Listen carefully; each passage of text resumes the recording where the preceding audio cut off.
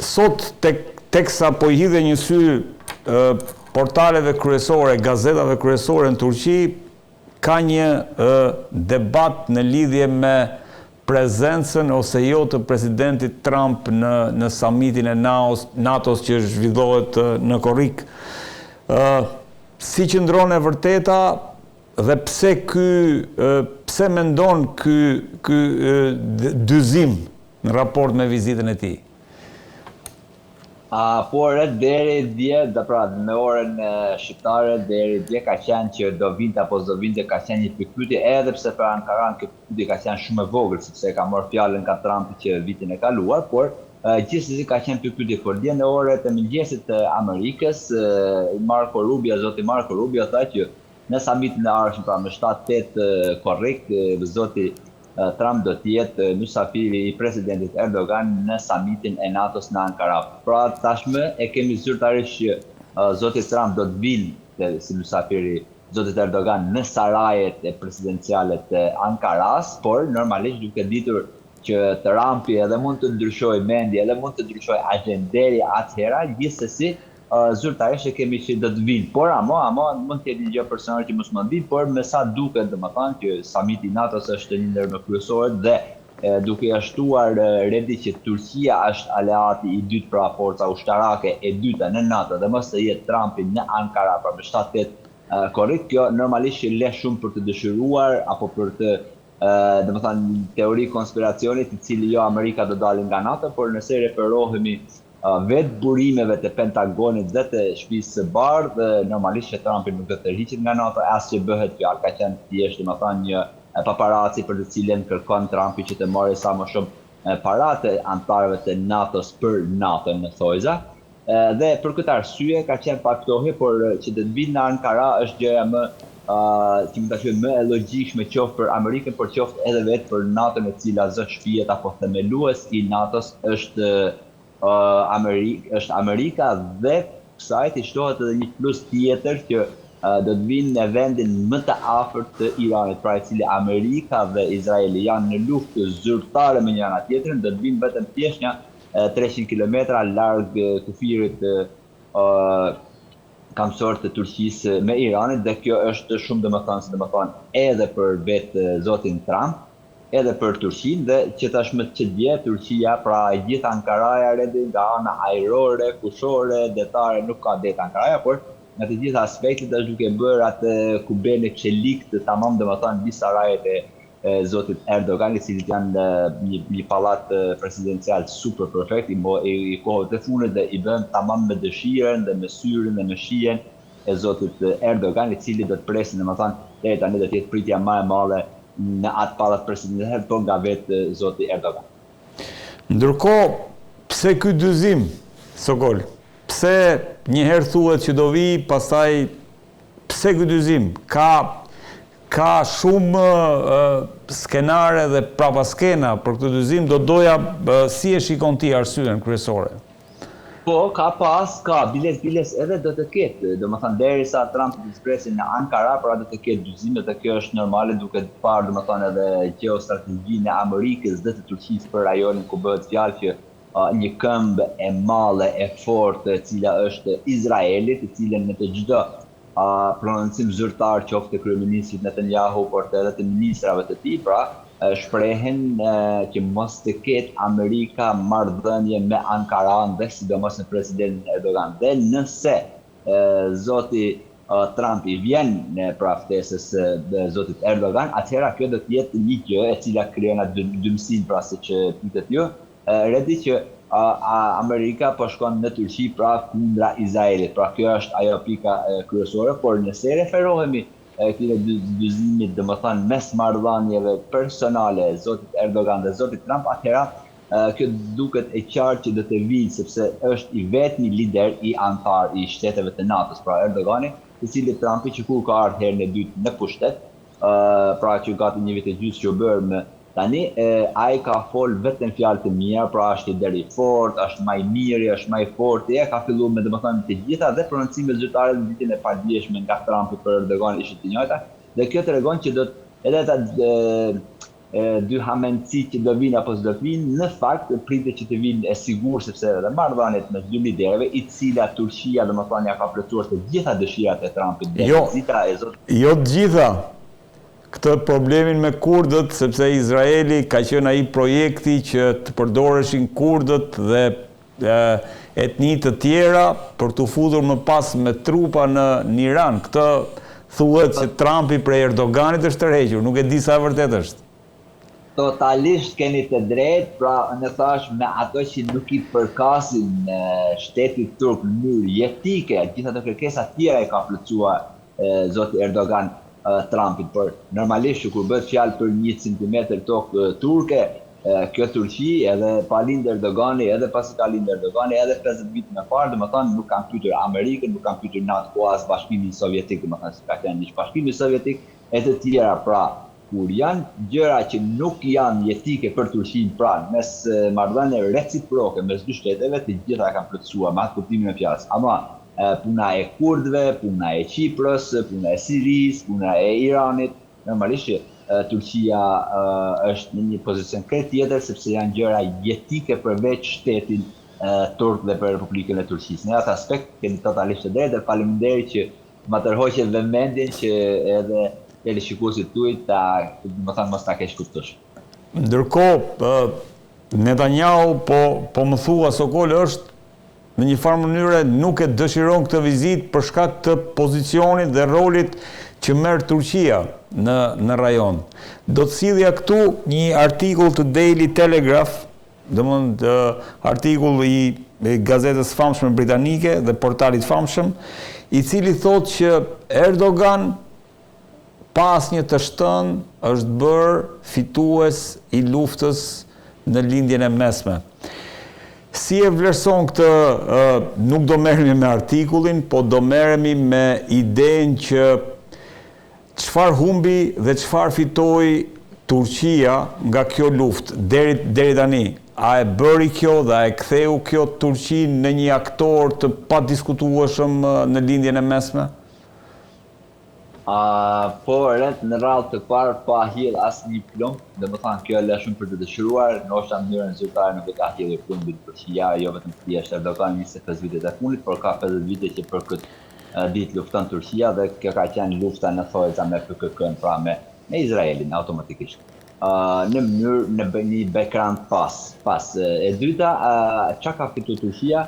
Se çfarë ka fituar Turqia, fitoret duken më vonë sepse nuk është një ndeshje futbollit, gjeostrategjia dhe politika, dhe duam kohë që ta kuptojmë çka kemi fituar. Por ama mund të them kështu, domethënë duke e stimuluar pak pyetjen tuaj në mënyrë pak më diplomatike, në fakt çfarë humbi Turqia me këtë gjë? Kjo është pyetja që mendoj unë që mund të jetë edhe pak më e saktë, e cila Turqia nuk humbi asnjë gjë, pra qoftë në Siri, qoftë në Irak, por edhe deri më tani, pra që 3 muaj e sa në Iran. Nuk ka humbur asnjë gjë. Biles nga vetë oregësi i madh për të pushtuar, për të destabilizuar dhe për krime kundër njerëzimit që ka Izraeli, jo vetëm thjesht në Gaza, por tashmë muajin e fundit edhe në Liban, por edhe në të gjitha shtetet e Zirit Persik. Kjo i jep një dorë më të fortë Turqisë, të jetë si abi, domethënë si lali, si të jetë pak më jashukor, ama a do të realizohet kjo në vitet në vijim apo në vitet në vijim? Kjo do ta shohim sepse tashmë të gjithë lindja, domethënë shtetet e Zirit Persik dhe Gadishulli Arabik me së bashku edhe me Arabinë Saudite, po ashtu me shkollë deri në Egjipt dhe Jordani. Të gjitha ata e shohin për zot, për mik, për të fortë, kanë pa vetëm Amerikën dhe kanë investuar miliarda euro Amerikë për të mbrojtur sigurisht kurse kjo lufta, pra bombardimet e Iranit si ndër përgjigje për Izraelin dhe Amerikën në ato shtetet e treguan që Irani është edhe më i fortë se sa të tjerët në rajon. Pra, dhe ajo mbështetje që kishin marrë të fortë në pashpinet ato shtetet e tjera, u pa që nuk është aq reale, qoftë në ana e mbrojtjes, qoftë në ana e sudmeve, qoftë në ana e ekonomisë. Dhe kështu që Turqia tashmë ka një plan të vetin ku thuhet, pra, paktën në informacionet të hapura rrethuar që këtu kemi Pakistanin, kemi edhe Egjiptin, të cilat të 3 shtete janë në thojza me shumicë muslimane, pra janë shtete muslimane, dhe 2 shtete kanë ushtrin, njëna ka ushtrin e dytë në NATO, tjetra ka në Afrikë dhe në Azi është një ushtri shumë e konsiderueshme dhe e vlefshme siç është Egjipti, kurse Pakistani plus ka një ushtri normalisht ai ka armisht shumë të fortë dhe realisht ka superfuqi si që janë India, Kina, Rusia të fortë, gjithsesi është një shtet musliman që ka një arsenal nuklear dhe bashkimi i këtyre të trija ku paraja e vendeve arabe, pra të gjirit persik, po ashtu dhe të gadishullit arabik. Nëse dhe të bëhen gjithë së bashku, pra ushtria, nuklearizmi, ekonomia dhe bëhen gjithë së bashku, atëhera, dhe më thani zoti i timonit të kësajt, nëse bëhet, duke fut edhe Iranin të menë, për normal që të bëhen qarë për dekada në rallë, jo se të nesër për 5-6 vite në bërë, atëhera timoni i kësajt dhe të jetë Turqia, duke i shtuar pra plus Turqis edhe ish republikat turke që quhen pra që kemi mbi 10 vetëm republikat e ish bashkimit sovjetik janë për shembull Kazakistani, Kazakistani, Turkmenistani, Azerbajxhani etj këto. Atëhera është ajo, por normalisht që kjo don kohë, don dekada nëse do të shkojmë në atë formulim, në atë formacion të ri, të rendit të ri rajonal apo dhe global. Ndërkohë Trump ka konfirmuar dje në një intervistë televizive që po është e vërtet që kam folur me Bibi Netanyahu dhe në një farë mënyre ka pranuar që nuk kam qenë i zemëruar me të, por diçka i shqetësuar në lidhje me veprimet e Bibit. Ndërkohë, po shkom tek ai që konsiderohet pas Iranit armiku më i madh i Izraelit. Pra çfarë në raport me mbajtjen apo balancën e fuqive në lidhjen e mesme, ky hap ku e vendos Izraelin në raport me Shtetet Bashkuara të Amerikës dhe Turqinë në raport me Shtetet Bashkuara të Amerikës? Në që nëse shohim raportet Tel Aviv, Washington apo Ankara, Washington, një duhet të ndajmë, dhe më thënë se janë dy perspektiva krejt të ndryshme, janë dy formacione totalisht të ndryshme. Një e para, Izraeli është, më thënë, vetë Amerika në lindjen e mesme. Pra nuk është aleati Amerikës joja, por është vetë Amerika në lindjen. Kurse Turqia është vetë Turqia, pra nuk është vetë Amerika, por është një ndër forcat më kryesore të ushtrisë së aleancës së NATO. Pra kemi dy dallime mes tyre, të cilat nuk mund të jash. Pra Amerika nuk thotë që unë po heq Izraelin për marrë Turqinë apo po marrë Turqinë për heq Izraelin. Kjo është që duhet ta shohim domethënë nga vetë strategjia amerikane e cila i përket prej 8 dekadash dhe jo thjesht domethënë me Trump, sepse Trumpi është i ardhur dhe hiku, domethënë siç erdhi në 4 vjet hiku, pastaj erdhi prapë dhe tashmë nuk do të vi më si president. Kjo duhet ta kuptojmë politika gjeostrategjike e Amerikës. Kurse nëse e shohim nga rajoni, atëhera me të vërtet që Izraelin të gjithë këtë kaos, Izraeli, pra për të kthyer pyetjes së parë tuaja në redi ku Trumpi ka debatuar me Benjamin Netanyahu, në fakt jo vetëm Trumpi, por të gjithë presidentët amerikanë, por edhe shumë presidentët Europës, kryeministra, ministra, ish presidentët të tjerë, thonë që me të vërtet që Izraeli e ka quar në atë degenerim, domethënë politikat humane të njerëzimit të ditës së sotme, saqë të përmendet emri yt me Izraelin, apo me Benjamin Netanyahu, apo me Tel Aviv, me vërtet jesim i qenë pjesëtar i krimeve më makabra që janë bërë ndonjëherë në historinë e njerëzimit. Pra dhe automatikisht kjo ka ulur edhe vlerën, edhe pozitën, por edhe ata ëndrat amerikane të demokracisë, të lirisë, të tjera, i cili shkopi kryesor pra që përdor Amerika është Izraeli dhe këto me të vërtet që nëse shohim edhe nga politikat e brendshme të Izraelit. Për shembull Herzogu, presidenti i Izraelit, tha javën e kaluar që ishte shumë interesante me të vërtet, pavarësisht se gjithë qeveria e tij me qindra dhe me mira general ushtarak të tjerë politikanë kërkohen nga gjykatat ndërkombëtare për krime kundër njerëzimit, ama do thotë presidenti i atij vendi që është në luftë pra sipas tyre, thotë që populli ynë i Izraelit, pra hebrejt e Izraelit, kanë kaluar kanë kaluar çdo limit human të cilët, duke përdorur edhe kolonet, edhe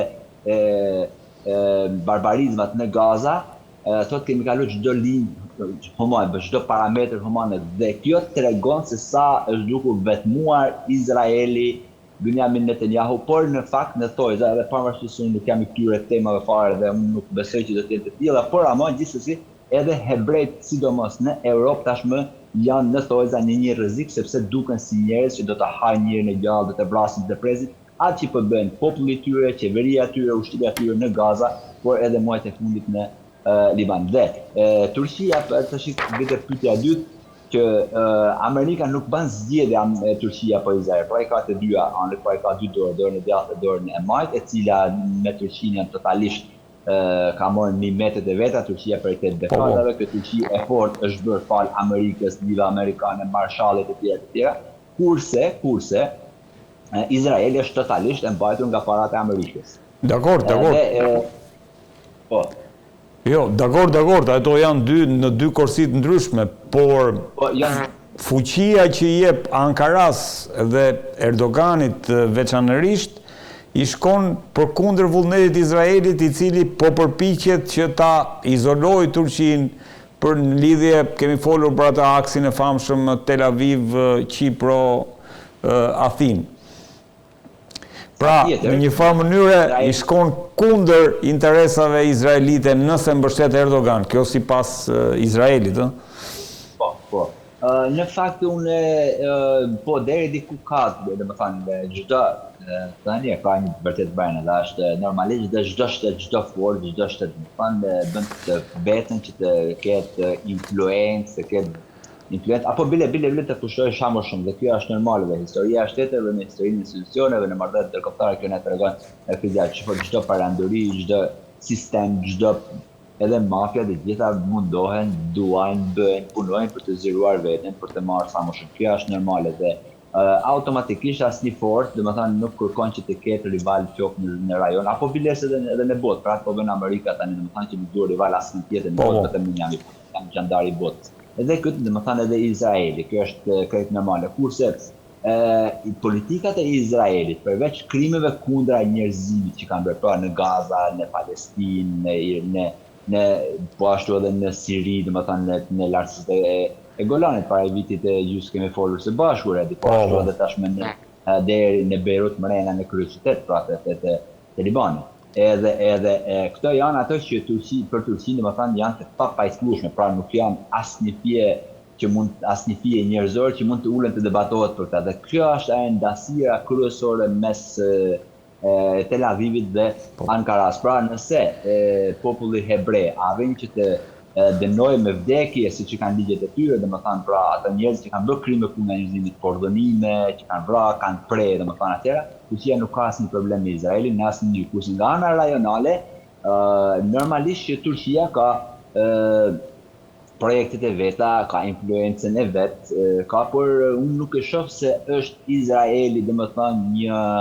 kundërshtar apo një rival i Turqisë, sepse mos harrojmë redi që Izraeli është i ardhur para 70 dekadash me radhë aty dhe biles mina 10% që janë bërë domethënë anketa, sondazhe nga agjencitë me famë botërore, pra jo të Turqisë, por me famë botërore, që izraelitët mina 10% janë të gatshëm me mbledh çantën e me ambash vrapit të andej, pra nga vendi i sepse dihet që janë kolonat, pra domethënë janë pushtues, nuk janë autokton vend të tyre, pavarësisht se domethënë ajo stripticizmi teologjik sipas Biblës së vjetër e të tjera janë, por nuk kanë lidhje fare as me realitetin, pa as me teologjinë dhe as me vetë rajonin. Dhe në këtë aspekt atëherë ky rivaliteti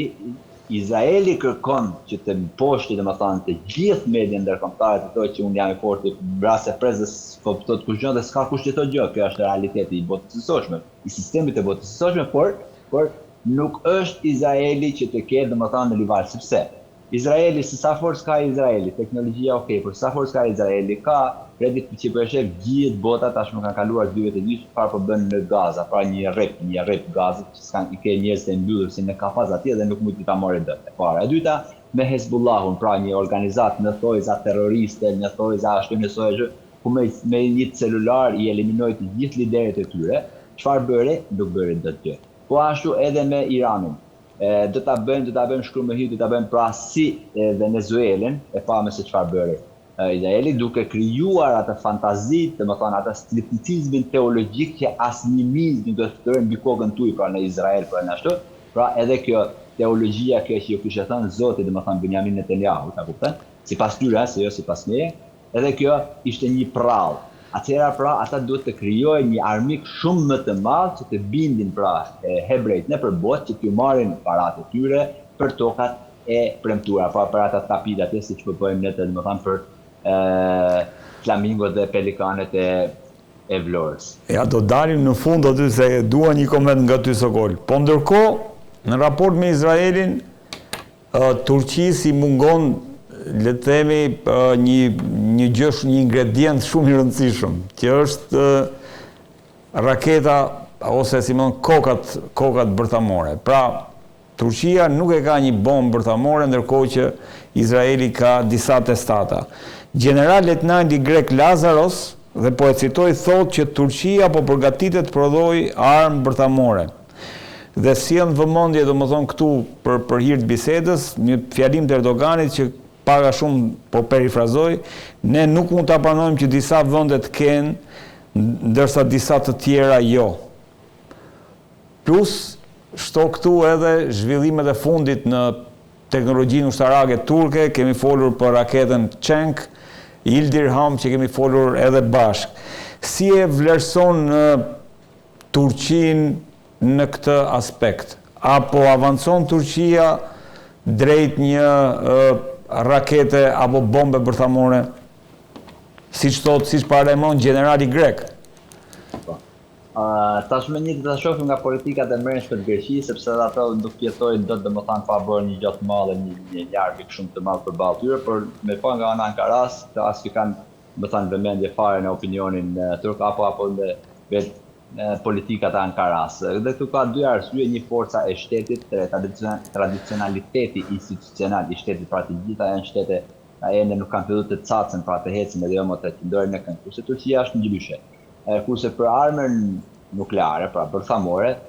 në fakt nëse referohemi burimeve të hapura, krejt, domethënë dhe shumë raporteve të Amerikës, pra të dekadës së luftës, dekadave të luftës së ftohtë, armat bërthamore të Pakistanit që kanë qenë të ngushtica e derrave e të tjera kanë qenë politikë që Amerika ka pasur, se ka pas armikun kryesor për bashkimin sovjetik, dhe në raportet e hapura, pra që janë të hapura për popullin, për ashtu jo me inteligjencës, sepse ne s'dim se çfarë janë ata, por nëse i shohim për shembull edhe që ju kujtohet para një dekade më parë, në mos gaboj, Wikileaks ka shkruar shumë për këtë, Reddit cili thotë që Turqia ka shumë armë bërthamore, jo një, po ka shumë armë bërthamore. Duhet të bëjmë një kompozicion të gjithave teknologjisë së sotme, domethënë ndoshta armë bërthamore nuk e ka, po të paktën zyrtarisht Turqia nuk e ka, por a është gjithë kjo Turqi që mos ketë armë nukleare bërthamore, kjo le me vërtet që krijon një pikpyetje, jo vetëm si është për greket, por për të gjithë, pra. Nëse të gjithë luftat që u bën në rajon që po bëhen në rajon, të gjithë kjo që u shpartallua, gjithë ish bashkimi sovjetik, Jugoslavia, vendet arabe, pranverat arabe, vjeshtat e ish Republika Turke e të tjera, pra dhe Turqia, domethënë çdo ditë i hec duke forcua, besoj që ka diçka tjetër e cila nuk na prononcohet neve. Pra këtë të gjitha ato besoj që janë nën umbrellën e NATO-s. Pra dhe jo thjesht, kurse nëse vim në dekadet e fundit, pra sidomos këto 20-25 vitet e fundit, apo thënë ndryshe këto 15 vitet e fundit, Turqia, përparësia Turqisë, e zhvillimit, e prodhimit dhe atyre që prezanton Turqia në përpanajirin në kombëtare se çfarë kanë prodhuar dhe ende nuk prezanton, atë nuk e dim në sepse asnjë shtet nuk e tregon atë lloj armë çfarë kanë prezantuar, dhe kjo automatikisht domethënë krijon një pikpyetje apo një shqetësim me qoftë grek apo edhe të ato që në thojza quhen Turqinë armike të saj. Por Turqia a është një që do të luftojnë kënd? Jo, sepse Turqia është shumë interesante, ato që flasin për shembull për rajonin e Ballkanit Së apo për lindjes së mesme, këto janë bërë edhe fiks para 100 viteve, për shembull nga Mustafa Kemal Atatürku. Po ashtu vim për shembull në vitet 70 ku e gjithë bota ishte lufta e ftohtë, ishin problematike, domethënë Turqia kishte krejt kauzat e tjera, në umbrellën e NATO-s, ama kur vim në 74, 75, 76, masana ndërhyrja e Greqisë për me gjenocid mbi turqit e Kiprës, atëherë kjo ndryshoi totalisht. Ashtu por Turqia përsëri nuk doli nga binaret e saj, të cilat nuk bën politika, nuk krijon politika apo strategji në bazë të grekut apo bazë të shqiptarit apo në bazë të Izraelit. Pra kanë një shtet të vetën të cilat projekcionet e tyre i kanë prej dekadash më radhë, pra nuk është që erdhe Erdogani, bëri këtë hiku Erdogan, nuk janë pra si Greqia dhe apo si Izraeli. Dhe në këtë aspekt, forca e Turqisë, sidomos në investimet dhe suksesin në problemarin e industrisë së armëve, mbrojtëse apo dhe sulmuese, siç e tha ti pak më parë, Redi, që Yildirim Hani tashmë që bëhet fjalë për 6-7.000 kilometra apo 12.000 kilometra pa interkontinentale, e cilat tashmë kanë filluar ministri i mbrojtjes, tha që kanë filluar edhe testimet e kësaj bombe. Pra se ku nuk e dim, se ku për është përëndësim zyrtari i Turqisë. Pra do më thanë Turqia me këtë forcë normalisht që krijon një problem të greket, por unë jam totalisht i sigur që kjo është një problem grek, i cili nuk është problem me të vërtet mes dëshime, por Greqia në politikat e saj për të marrë të mirat e Bashkimit Evropian, pa parat e Bashkimit Evropian, është që duke u qajtur Evropës, duke marrë parat e sajna dhe tashmë është një pozitë krejt tjetër ku dihen marrëdhëniet qoftë Amerikë, Turqi, por qoftë edhe Afrin e Izrael, të cilat janë shumë të vogla në krahasim me forcën e Turqisë, mendoj. Ndërkohë, një koment fundit, Sokor, se nuk mund të ri do të padamarë në lidhje me protestat që kanë shpërthyer në Shqipëri. Si vlerëson këto protesta nga parë kjo nga Izmiri, nga Turqia? Por edhe në fakt protesta është qytetari, protesta është gjë shumë e shenjtë, një protesta shumë e shenjtë. Se si ka filluar, qysh ka filluar, ka pak shumë rëndësi, por me sa duket nëse do të shohim dy këndvështrime e para nga ana e qeverisë, e cila është një qeveri, domethënë që tashmë është plakur në qeveri, nuk ka një rival që ja tumb domethënë poltukun asaj, dhe me të vërtetë që është bërë si sultan lëk dhe bën çfarë të dojë dhe si të dojë, me të gjitha ato skandale pra që kemi domethënë me tunelet, me rrugët, me rjollin, me lartën, me vjosin, me të gjitha, dhe mos ta çaj kokën një qeveri për asnjë gjë, kjo është një problem me të vërtetë i demokracisë shqiptare dhe i autokracisë brenda demokracisë në tojza shqiptare, dhe vetë pas gjithë kësaj greve, gjithë protestës të parë kur del kryeministri dhe flet me grupin e tij, vetë në partinë e tij, pra nuk flet popull, nuk del në parlament, nuk del në para kryeministrisë, por flet në PS-n. Kjo me të vërtetë që lën shumë pikpyetje të cilat nuk është se je i majt apo jam i djathtë apo je i anash apo ja ne, por kjo është një problem shumë jetik për atë, dhe vetë zoti Rama dalje rëndësimet e para për këtë temë, dal para PS-s. Kjo krijon shumë pikpyetje dhe tregon domethënë atë strofullën e fundit që herë filloi zoti Rama tha jo po e kanë bërë grek se na kanë inat grek, por çfarë të keni inat grek, grekët domethënë kanë sa 32 herë Bregdeti jonë, pra nuk është problem fare grek, por kur të ngec ty si thënë domethënë kur ngesi atëra e nxjerr armikun, domethënë nxjerr një armik tjetër, edhe armik është fantazm totalisht sepse nuk ka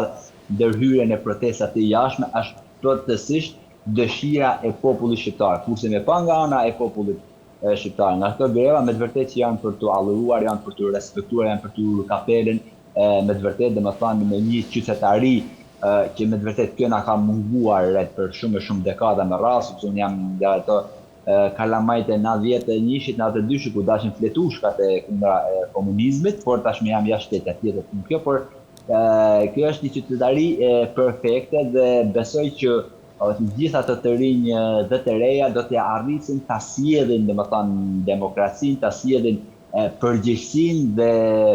duhet të sjellim një sistem i cili domethënë e kemi spaku zba punën e vet. E kemi qeverinë, qeveria zba punën e vet. Pra, duhet me bërë një gjë shumë më ndryshe e cila përgjegjësia është automatikisht mbi zotin Rama dhe jo mu qenë si sultan, por me qenë si lider europian në thojza,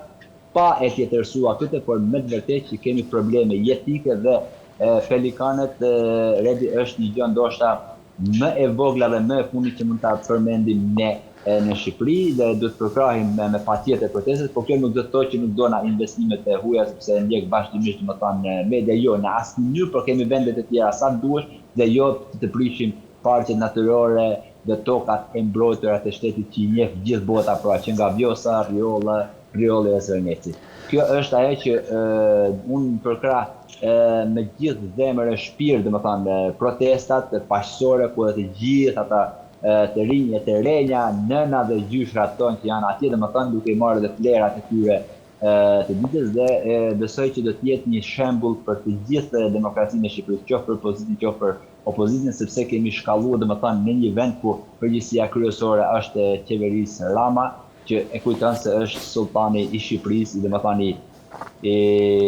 asaj nahijes vet atje dhe bën çfarë të don, por populli nuk duhet ta lejojë, të jenë protestat e pashme siç janë me vërtet për t'u uruar kapelën dhe për t'u uruar me gjithë zemrën. Sokol, fole që Rama ka përmendur grekët, po ka përmendur edhe muslimanët pa dinë dhe pa iman, çka nuk e di se, nga që nuk e kemi parë të vizitojmë më Turqinë, nuk e di se si i ka raportet, po ti mund na thuash diçka. Jo, i ka raportet, por unë losha nga që kam studiuar për këtë tema, them që nëse një lider, pra qoftë katolik, musliman, budist apo çfarë do të jetë, nëse thotë, domethënë përdor Krishtin, Muhamedin, Biblën, Koranin ashtu, di e mirë që është tërnguar, domethënë ka rënë ngushtë dhe po mashtron popullin e vet. Dhe unë jam i sigurt, domethënë çfarëdo lideri qoftë domethënë i Turqisë, i Shqipërisë, i Kinës, i Arabisë, i kujdes dhe vetë ajo ngushtia, domethënë armiku doli greku, domethënë një gjë të janë pralla. Populli shqiptar do investitorin, populli shqiptar do Amerikën, populli shqiptar do gjithë. Por amo këto ka ligje, këto ka kushte. Pra, a jemi duke shku drejt Evropës, si bën investimet për shembull në Itali, në Greqi, në vende të tjera, ashtu do më, jo të dalë një sultan atje të bëjë çfarë doin, domethënë kjo nahije jote, kjo rrugë jote, kjo tapije jote. Kjo është ajo, kurse marrëdhëniet mes Shqipërisë dhe Ankaras janë të mira, edhe sidomos që bëhet fjalë biles javën e kaluar që ishte ministri grek në Tiranë, normalisht janë vëzhgimin më të gjerët, sepse dihet që një gjë nëse bëhet në Shqipëri 12 milje, domethënë deti kufitar, është pikë kryesore për Ankaran, e cila unë jam i sigurt që këtu është ndihma e madhe e Turqisë për ne. Faktën sepse në njëjtën kohë Turqia ndihmon edhe vetë së vet.